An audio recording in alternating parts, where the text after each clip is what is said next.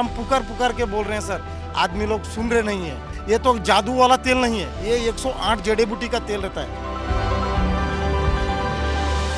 साथियों, आज सरदार जगजीत सिंह डल्लेवाल जी के आमरण अनशन का 52वां दिन है।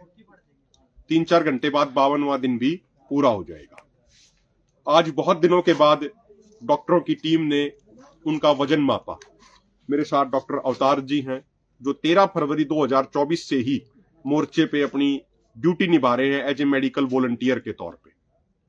तो आज जब वजन मापा, और डॉक्टर साहब उसकी सारी पुष्टि भी कर देंगे, आज उनका वजन था 66 किलो 400 ग्राम। और जिस दिन सरदार जगजीत सिंह डल्लेवाल जी आमरण अनशन पे बैठे थे, उस दिन उनका वजन था पहले दिन 86 किलो 900 ग्राम। यानी उनके वजन जो कम हुआ है वो 20 किलो 500 ग्राम उनका वजन कम हुआ है।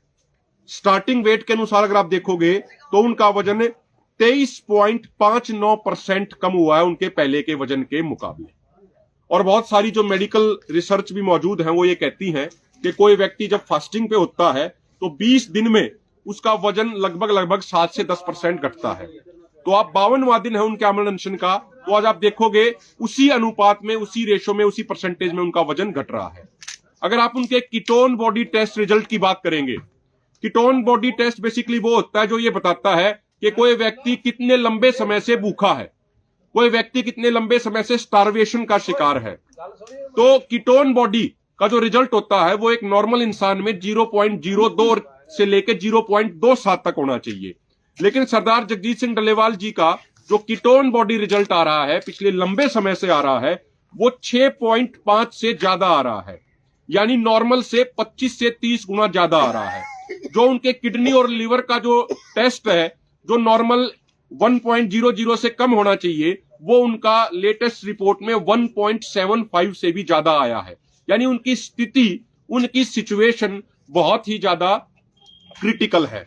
लेकिन कल हमें बड़ी हैरानी हुई, हमारे डॉक्टर साहब हैं, पूरी टीम को, डॉक्टरों की टीम को भी, और यहां जो किसान नुमाइंदे बैठे उनको भी बड़ी हैरानी हुई जब गवर्नमेंट के, पंजाब सरकार के जो वकील थे, उन्होंने माननीय सुप्रीम कोर्ट में कहा कि सरदार जगजीत सिंह डल्लेवाल जी की तबीयत में सुधार हो रहा है।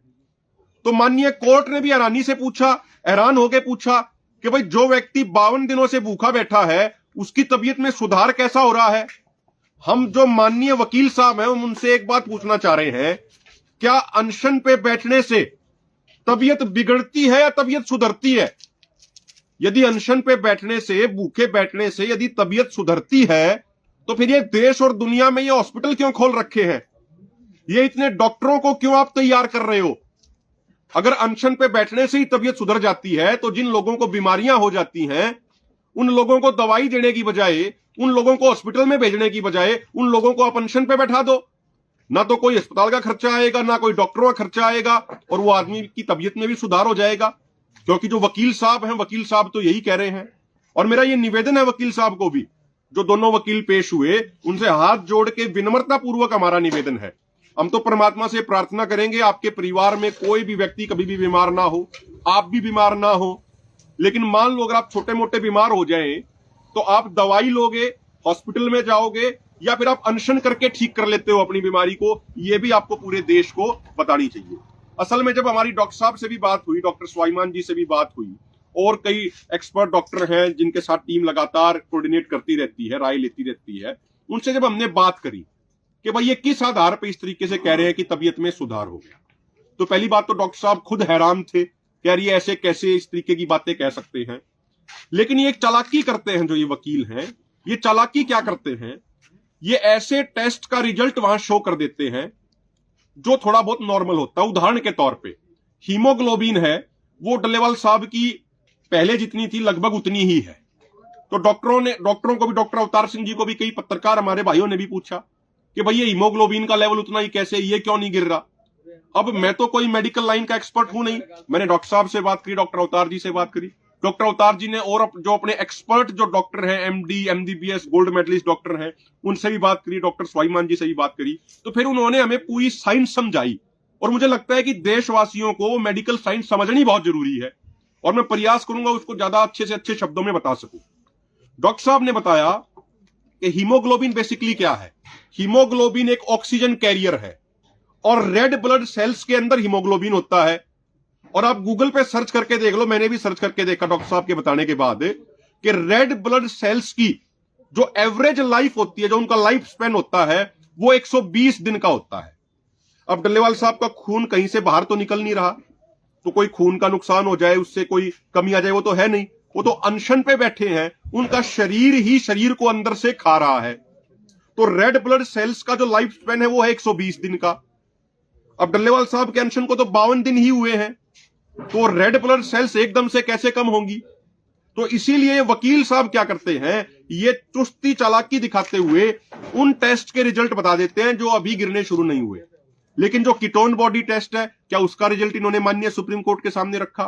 क्या जो और किडनी लीवर के टेस्ट के जो रिजल्ट हैं, क्या वो उन्होंने माननीय सुप्रीम कोर्ट के सामने रखे? इस बात का जवाब उनको देना चाहिए। और मेरा निवेदन है हाथ जोड़ के तमाम सरकारों से, चाहे केंद्र सरकार हो चाहे राज्य सरकार हो, पहले ही किसान सरकारों से बहुत ज्यादा पीड़ित है, किसानों को जख्म हो रखे हैं।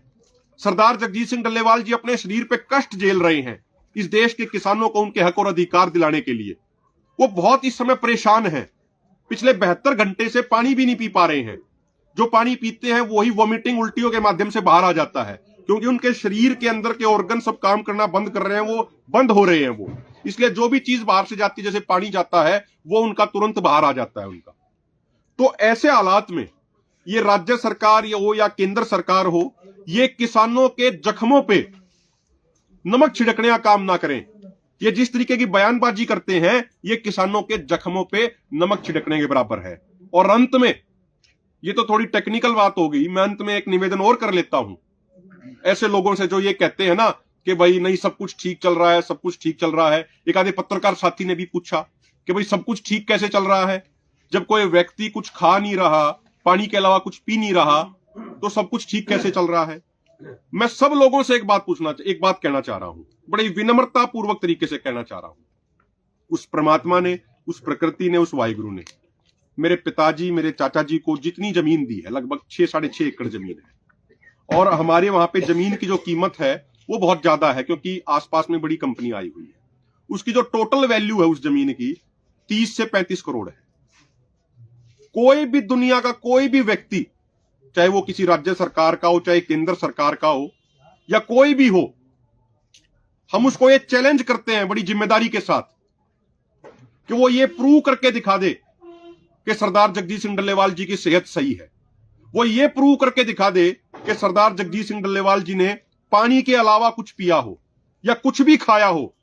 अगर ऐसा कोई प्रूव करके दिखा देगा तो मेरे पिताजी, मेरे चाचा जी के नाम जो 30 से 35 करोड़ रुपए की जो जमीन है, वो सारी हम उसी व्यक्ति के नाम करा देंगे। ये हमारी जिम्मेदारी के साथ मैं ये बात कह रहा हूं। अपने परिवार की तरफ से लगा लो, किसानों की तरफ से लगा लो, या किसी भी तरीके से लगा लो। तो मेरी हाथ जोड़ के प्रार्थना है, जो ये चाहे अधिकारी हो चाहे वकील साहब हो, वो कोई भी ऐसी हल्की टिप्पणी ना करें जिससे किसान अपमानित महसूस करे, क्योंकि आज देश का किसान बड़ा भावुक है। देश का किसान सरदार जगजीत सिंह डल्लेवाल जी की तरफ देख रहा है, और सरदार जगजीत सिंह डल्लेवाल जी के स्वास्थ्य को लेके आज देश का हर किसान बड़ा गमगीन है, बड़ा चिंतित है। इसलिए मेरा निवेदन है पूरे देशवासियों से कि सरदार जगजीत सिंह डल्लेवाल जी जो मौत की दहलीज पे खड़े हैं, आज हम सब की जिम्मेदारी बनती है कि सरकारों के किसी भी भ्रम में हम ना आए और अपने आगू, अपने कमांडर, अपने जर्नैल सरदार जगजीत सिंह डल्लेवाल जी के पास अधिक से अधिक संख्या में पहुंचो और उनके हर मैसेज को अधिक से अधिक मजबूती के साथ लागू करने का काम करें। आप सबका बहुत बहुत धन्यवाद।